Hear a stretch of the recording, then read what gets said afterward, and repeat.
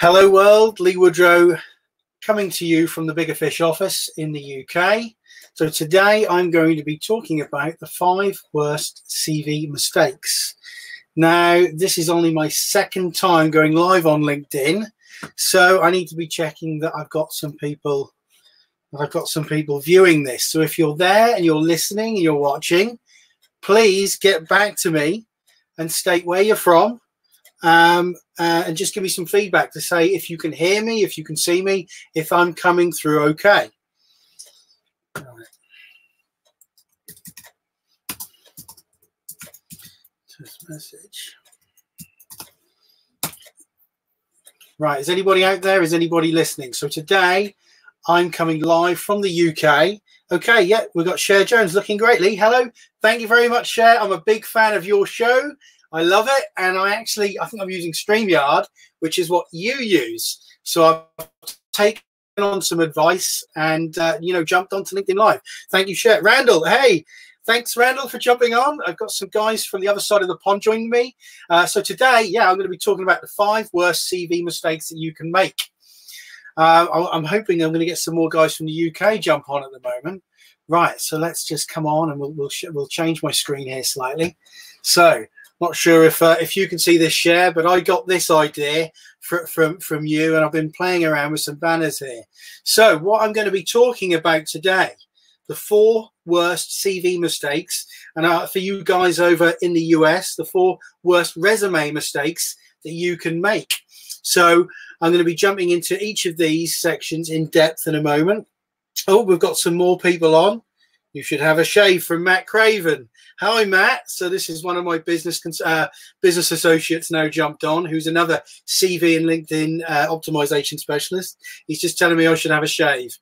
Right. I hope you remember me. We've got Himanshu. Yes, I remember you, Himanshu. How you doing? Matt's just replying back with spelling mistakes. Shaves. Gustavo. Hey, Gustavo, someone I used to work with. Night shift drilling supervisor at ENI. Many years ago, I used to work in the oil and gas industry, and he's jumped on. So it looks like we've got a good audience now, people getting on board. So just to summarize what I'm going to be talking about today, let me just get rid of that logo up there as well so we can see that. Right, I'm going to be talking about the 4 worst CV mistakes that you can make. Number 1, in my opinion, is the format, the kind of format of your CV, the layout, the style of CV that you choose to use. So I'm going to delve into that deeper in a moment. The second mistake is focusing on duties rather than achievements. So many people do this, and when you focus on your duties, your CV just looks like everybody else's CV. So this is, I'm going to talk about in a moment, how we can highlight achievements on a CV, and also cliche statements inside of summaries. I'm going to be talking about that. The last big mistake I think which people have on CVs is lack of evidence. So I'm just going to jump back onto the comments there, and it looks like people are getting involved. But Jamie Japp, I echo the shave bit, Lee. Oh, everybody's telling me I should shave. Maybe I will, maybe I won't. I don't know. Right, so let's talk about the first, and one other thing, guys and girls who are all jumping on. I remember last week when I did this, people were saying, "Is this being recorded?" Yes, I'm pushing this out to both my YouTube channel and to my LinkedIn, my LinkedIn network on my profile. So what LinkedIn does, it will save this and it will leave it on my profile. So if you can't, hang around and watch me for the next 20 to 30 minutes, you can always come back and watch me later.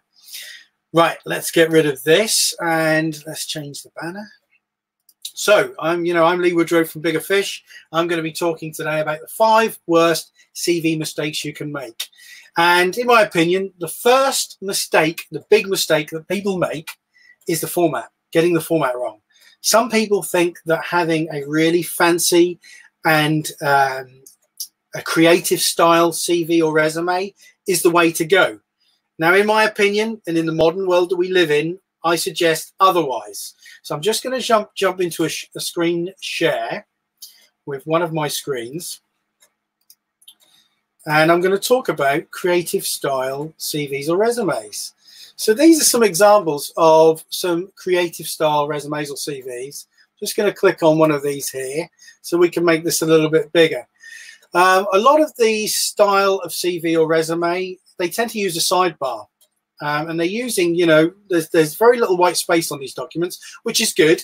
But what you're getting, you're building these using complex tables, and you're making the borders of the table invisible, or you are using this with text boxes. Now, this would be very, very good for a person-to-person application. So if you had someone's email address and you know that you were dealing with the hiring manager, you know, the decision maker, you could send this style of resume or CV to them, and then it would create the wow factor. But the other more common way of applying for jobs in 2020 is through applicant tracking systems. Now, what are applicant tracking systems? ATS for short. They're job boards. And if you're dealing with a job board, you're predominantly dealing with a database. Now, I'm just going to jump back to me here. Actually, we'll do the split. So you're predominantly dealing with a database. And if you upload a resume or a CV, which is very, very complex, lots of design elements to it, what can happen is when the algorithm is scanning your CV or your resume, the information inside of it can get all messed up, get screwed up. And this is what happens if you use a creative style CV or resume. Now, I'm not telling you, everybody out there, not to use a style of CV like this, because this will work if you're in the creative industry. If you're a graphic designer, for instance, you're going to want to show off your ability to do high-level graphic design. So using a resume like this in that case would be okay. But for the majority of people out there, people involved in finance, people involved in the oil and gas industry, people in the food and beverage industry, you know, in marketing, I suggest not using something like this and using a more functional style of CV. So I've got one of these up, and I'm going to bring that up in another screen share. So this is an example of a CV transformation, and inside of this you can see that this is a very functional document. It's very simple, everything is left aligned, and everything's got a clear title. So these are the main differences between a creative style CV and a functional applicant tracking system format CV. I'm just going to come away from this, and I've got an example here. I'm going to bring up full page. Now let me go full page, and I'll get rid of the banner off the bottom. Right, there, I'm just checking out the comments. Cher, this looks like it will be jam-packed full of awesome info for job seekers. Thanks, Cher. Great stuff. Team Beard. Ah, look, we're liking, Cher Jones is liking the Team Beard. So it's 2-1 now, 2-1. And I've got Paul James Downing. Yes, lots of companies use buzzwords on scanning. If you don't have the words, they want on your, you lose it. Yeah, you end up losing on a losing streak. So what you've got to do is, you've got to lay out a CV, a resume in a certain way to beat an applicant tracking system. The algorithm, the computer software that's scanning your CV or your resume. And one way of doing that is keeping it simple, keeping everything left aligned, giving it nice clear titles. So when an applicant tracking system is scanning this, it knows, for instance, that this section here, which I've highlighted, is either a profile or a summary. It knows that this is your education section or qualifications. And likewise, these are your key skills, kind of the keywords that you're trying to rank for. Now, I have put other live feeds out where I'm talking more in depth on this kind of CV. But for today, I just wanted to focus on one big mistake. And the first mistake, in my opinion, is the format of your CV. I would stay clear of the creative style CVs for the majority of us. And I would focus more on the applicant tracking system style CVs. Right, has anyone got any questions on this? We've got some more people coming in. Yeah, okay, good. Looks like we've got a lot of people joining on the live session. So I've got 27 people on, which is more than what I had last week, which is excellent. That's good news. I know there's a couple of people watching today. I don't know if Matt Craven's still on. But yeah, it looks like it's going up. Our numbers are going up here. Right. So secondly, so we've talked about format. Creative style versus ATS style. One other thing I wanted to touch on was the length and the kind of titles that you're using. Right, in the US, you guys and girls, you like either a 1-page or a 2-page resume. Now, I know in the US, there is also a 3-page CV, US CV. Now, over here in Europe, we prefer to use CVs, and CVs tend to be a little bit longer. Now, again, in my opinion, a CV's perfect length, I would say, is around 3 pages. Maximum acceptable length is 4 pages. I wouldn't go beyond 4 pages. Sometimes I receive CVs, particularly engineering CVs, someone who's in maybe their late 50s, and they've just been adding and adding and adding to the CV and never removing anything. And their CVs end up on 8, 9, 10 pages. It's just simply far too long. So what I suggest is you go for 3 pages. If you're a graduate, right, or you've only got 5 years of career history, you're probably only going to be on 2 pages. If you're in your 30s or 40s, you might be on 3 pages.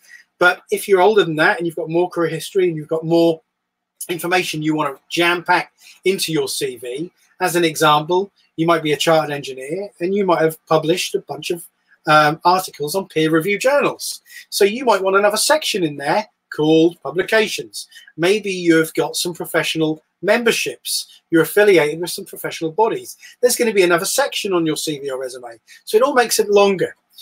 So yeah, ideal length 3 pages on a CV, maximum length 4 pages, guys. Right. What else do I want to talk about? Focusing on duties rather than achievements. Now, this is how you do not make yourself stand apart from the competition. If your CV purely on the duties, i.e., you know, your daily activities, you were facilitating meetings, you were reporting at some kind of level, weekly, monthly, yearly reporting, you were in charge of budgets, you were something to do with HSE as part of your role. For instance, if you're an operations manager in the oil and gas industry, most operations managers have the same responsibilities. So if your CV is getting compared next to another operation manager CV, how is the hiring manager or the recruiter going to tell you apart? You need to highlight achievements, business achievements. And when I talk about a business achievement, I talk about measuring it in some way, either using quality or quantity to measure your achievement. So if you managed to do a project and it was, I don't know, $10,000 under budget, £10,000 under budget, or it was 1 week under schedule, get that in there and highlight how you managed to do that. Maybe you implemented some kind of methodology, a framework, and that got installed into the project, and that ended up leading to a faster project delivery, more efficient delivery, and it was under budget. So it's very important in every role that we're highlighting on the CV, you list at least 2 or 3 achievements in those roles, highlighting metrics. So important to get the metrics in there. Matt Craven's still here. Stephen Hunter. Fit like Lee, I've got some old people I used to work with here coming on. Hi, guys and girls who are on here. And I'm glad we've got lots of people engaged. Numbers gone up now. We've got 31 people on my live session, which is good. Right, so next, the next big mistake that people make on CVs is having a cliche summary. What I'm talking about, you know, sometimes some people really struggle with writing about themselves. And a lot of people will kick off a CV or a resume and they'll say that they're a highly motivated and passionate individual who works well in teams. Well, this is just cliche and everybody uses these words on a CV. Plus, we're talking about behavioral-based traits. And if we talk about behavior, everybody bigs themselves up. Everybody says that they're motivated. Everybody says that they can drive a team, right? If you want to get this on your CV or resume, I suggest including some recommendations at the bottom. And what these will do, if someone often writes you a review or a recommendation, they will talk about your behavior. They'll say if you turned up to work on time, if you were the most driven person in the team, right? And that's how to get behavioral-based traits on a CV or resume, by using recommendations. And I suggest you do that at the bottom somewhere. You know, for instance, if I was going to sell a product, if I had this remote control and I was selling this remote control to you and I had a brochure, right, I would have 2 or 3 recommendations describing how this remote control changed somebody's life, right? And that's exactly what you want to do. You want to look at your CV like it's a high-end sales document, and you want at least a couple of reviews at the bottom. This is where LinkedIn has changed the recruitment game. LinkedIn gives us the ability, and it's a trusted source as well, where we can ask for recommendations from our peers, from our line managers, from our clients. And those recommendations will go onto LinkedIn and they will be in the public domain for everybody to see. You can copy and paste the best ones off LinkedIn and put them at the bottom of your CV or your resume. Very, very, very powerful. Right, so use a VPS. What do I mean by a VPS? I mean a value proposition statement. And I'm just going to give credit to someone. Matt Craven taught me what a value proposition statement was. So thank you very much. Another way of looking at this, a value proposition statement could be an elevator pitch. So what this is we want to you know, right at the top of the CV or a sales document, or if it was a brochure, you want to grab the attention of the reader fast. You want to grab them, pull them in and say, look, I'm your man, I'm your woman, you need to hire me. I'm the ideal person for this job. So what you need to state at the top of a CV, rather than cliche statements, is who you are professionally, a position in the real world. Let's look at one of these. I'm just going to share my screen. And right, I think you guys can see that. Let's see if I can zoom in on this. Yes. Right. So this is for a senior marketing manager. This is an example of a value proposition statement. We are saying an experienced senior marketing manager. That's a position in the real world. Okay. Expert at delivering go-to-market plans and managing digital marketing campaigns, leading to increased customer base and conversion rates for new brands in the financial services and training and development sectors. Boom. What we're doing is we're stating who we are professionally, what it is we're an expert at doing, who for, what kind of environments, and what the business benefits are, all wrapped up in one sentence on no more than 3 lines. So that is what a value proposition statement is. Let's get zoomed out of that. Right, let's see. It's a good point about cliche summary. Thank you, Julius. Never read CVs with buzzwords from Nirvana Dutt. Okay, thank you very much for the comments, guys. I appreciate everyone keeping on board with me, and the number's gone up to 40 now. We've got 40 live people watching this. Right, so I'm going to come back to myself now and away from that. So that was talking about cliche summaries and use of a value proposition statement, really trying to grab the attention of the reader and state, you know, what it is you can do for the company. Right, last little point for today's live session is lack of evidence. Now, this is where I suggest you use a layout, a resume or a CV layout, where you can highlight some evidence on page 1 to back up your claims. Now, I'm going to jump back into this. Let's have a look. This CV here. And I'm going to keep me on the left-hand side because I like looking at my beard and myself there. Right. And let's zoom in on this slightly. Right. The top part of this CV, all of this on the profile summary, they're all unsubstantiated claims. You could have copied them from a job description or somebody else's resume or CV, or somebody else could have said, you know, this is what you need to put on a CV. So what we need to do, we need to back that up. Also, what's unsubstantiated is this, a bunch of key skills. Again, most people get these from a job description, or they, you know, they think what's going to be good, what do people want to see. So what you need to do in these particular areas, you need to back these up with some live environments, some real projects you've been involved with.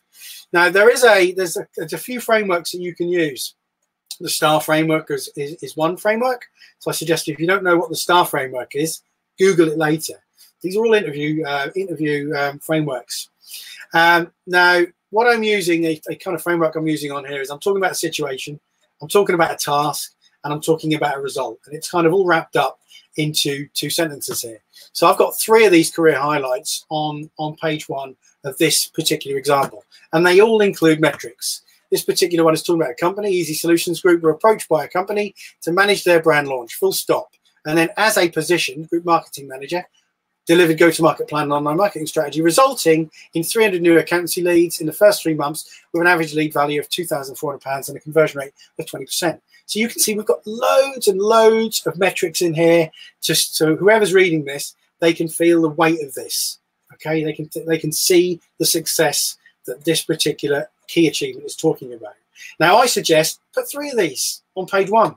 When it comes to sales, and I'm quite good at sales, 3 is the magic number.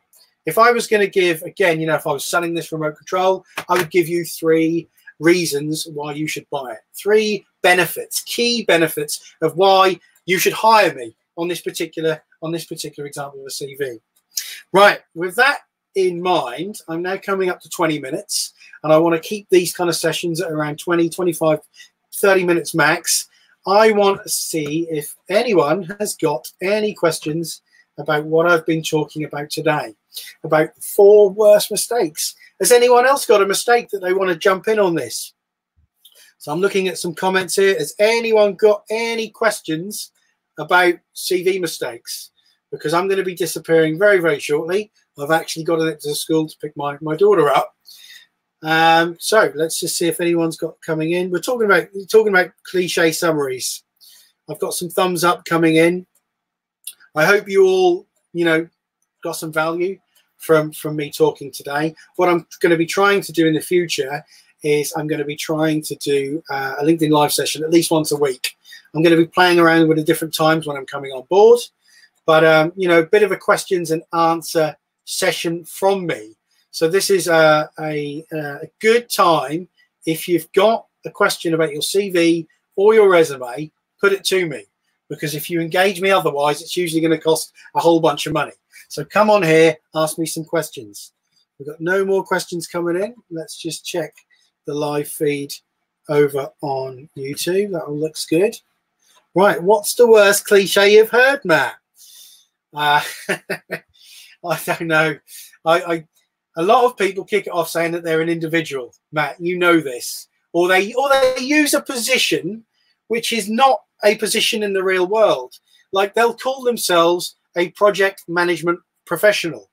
Or a good one on the oil and gas side is I often used to see a HSE professional knocking around. So a health and safety environment professional. And they just call themselves a professional, or they call themselves a consultant.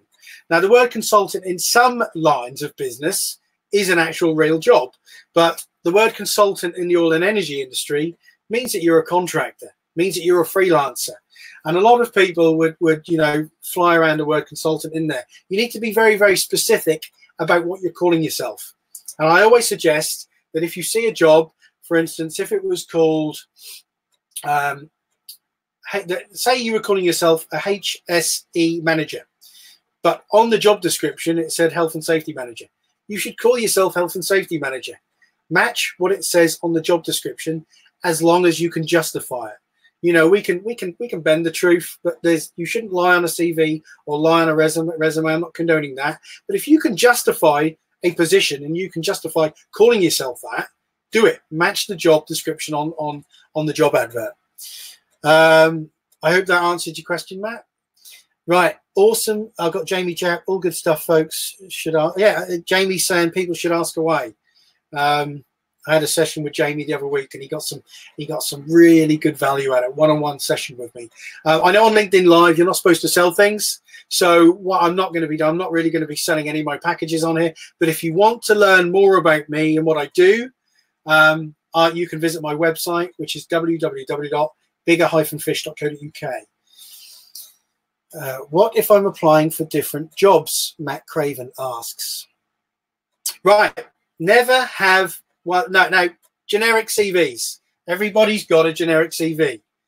And I like to say there's no such thing as a generic CV, but you need a baseline. Once you've got a good generic CV and, it's stating who you are and what you can deliver, what you then need to do, you need to tweak this CV depending on different roles that you're applying for. We all know that there's differences in vocabulary from British companies to American companies. Usually it's a change of an S to a Z. Optimization is one word which you'd want to change. You need to tweak this for different applications. Some people are very,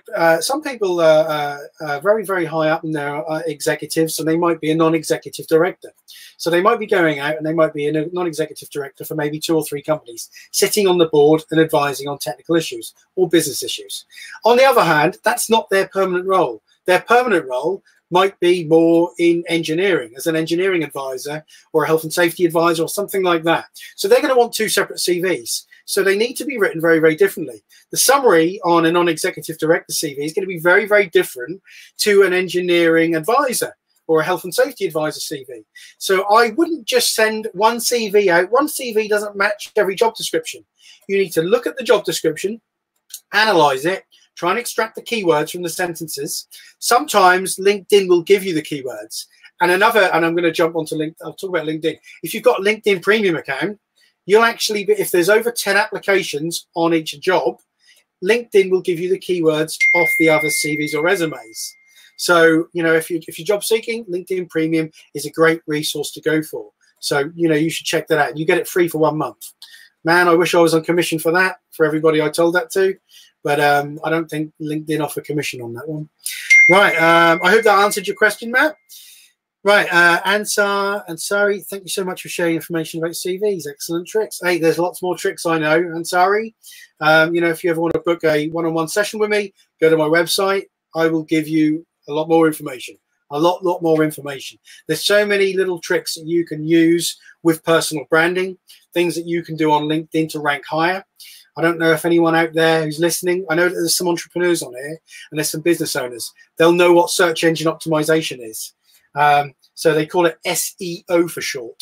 So if you're going to be putting a website online and you want your website to rank higher up in search engines, you need to put keyword density in there. You need to write meta descriptions on pages. Likewise, in a database, a CV or a resume is going into a database. It's going into an applicant tracking system. So, you know, I think a good CV writer in the modern era needs to have knowledge of good SEO practices, certain keyword density on pages. But that's another discussion for another day. Have we got any more questions coming through? This is really good. I've got 47 people watching live now. Got some excellent tricks. Anyone got any more, you know, any more horror stories about CVs? Or little niggles. I don't know. There's some hiring managers jumping in on this. So maybe you've got a niggle, something you don't like to see on a CV or a resume. Please throw it in the comments. You know, I'd love to talk about it. Right, I'm gonna be disappearing fairly shortly. So just to summarize what I've been talking about, I'm Lee Woodrow from Bigger Fish. I'm a CV and LinkedIn optimization specialist. You know, using knowledge of advanced CV writing methodologies, using knowledge of sales, using knowledge of psychology of how people read documents, knowledge of search engine optimization, I build resumes and CVs which land, you know, which really deliver results for the people that engage me to write a CV or optimize their LinkedIn profile. And most of my clients end up landing interviews within the first month. The fastest it's ever happened is a day later. So if you've got questions and you want to engage me later on, feel free to private message me on LinkedIn. Feel free to put some comments down here. You know, say check out my profile, Lee, and then you know I can give you some information, some feedback on your profile. Right? Any more? My age seems to be stumbling block. Right. We've got someone, Derek McGilvery. Right. Age block. Yeah. Ageism is a real thing, just like sexism. This is one of the reasons we don't put, or in the UK, we don't put profile images on our CVs. Someone might make a comment about a beard. They might like a beard. They might not like a beard. And I've got mixed feelings in my group here about my beard. Now, age. There are certain things that you can do to combat this. And this ultimately, if you're going to get hired, they're going to interview you and they're going to ask how old you are. So you might end up stumbling on this later on. But one way of, you know, getting into the interview and trying to sell yourself is to remove earlier jobs on the CV, remove the dates from your education. I would remove the dates from all of the education and anything which really gives away your age, and focus on the more recent stuff. Ultimately, I do think, you know, they are going to figure out your age when they get you into an interview. But there are tricks that you can do on a CV to help with that. Randall, thanks, Lee. Thanks, guys. Girls, thanks very, very much for joining. I am blown away by how many people are on board now. I've got 52 live people and I've got loads of people commenting. I've got people on board who I used to work with, people who are kind of my boss jumping on board.